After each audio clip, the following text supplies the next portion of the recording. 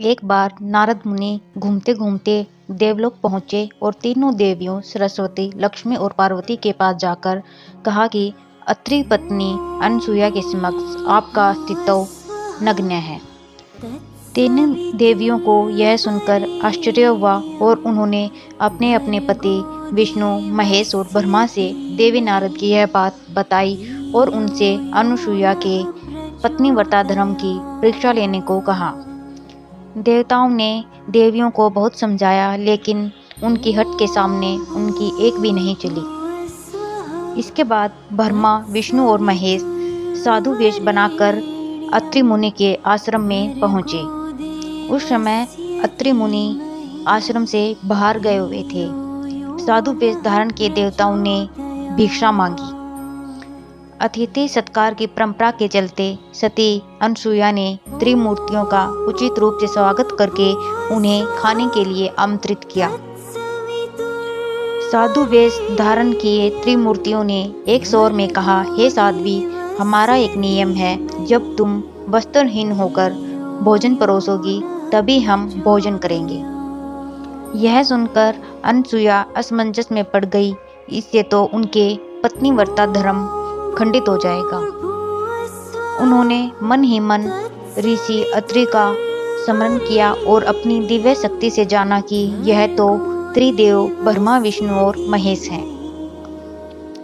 मुस्कुराते हुए माता अनसुईया बोली, जैसी आपकी इच्छा। यह कहकर तीनों साधुओं पर जल छिड़ककर उन्होंने तीन प्यारे शिशुओं के रूप में बदल दिया।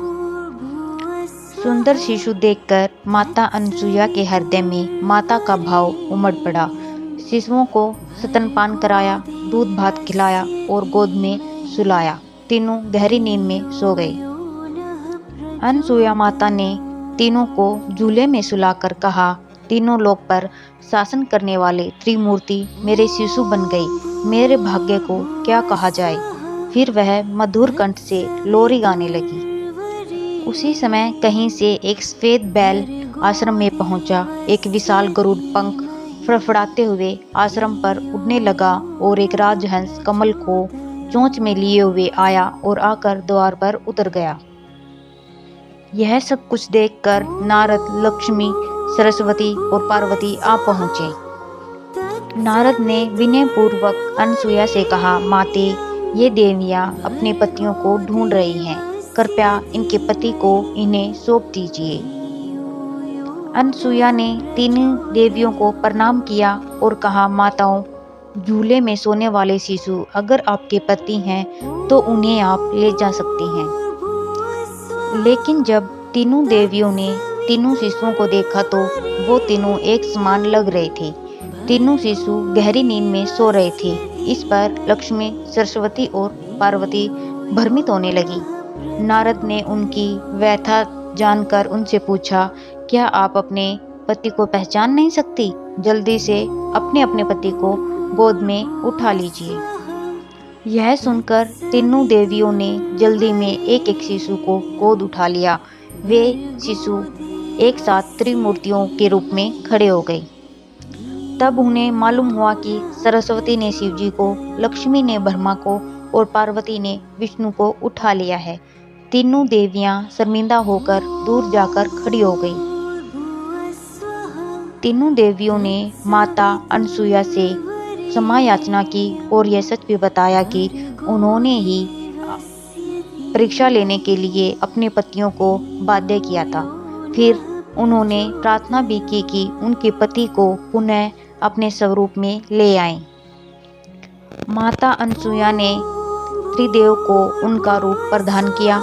तीनों देव सती अनसुईया से प्रसन्न हो बोले, देवी वरदान मांगो।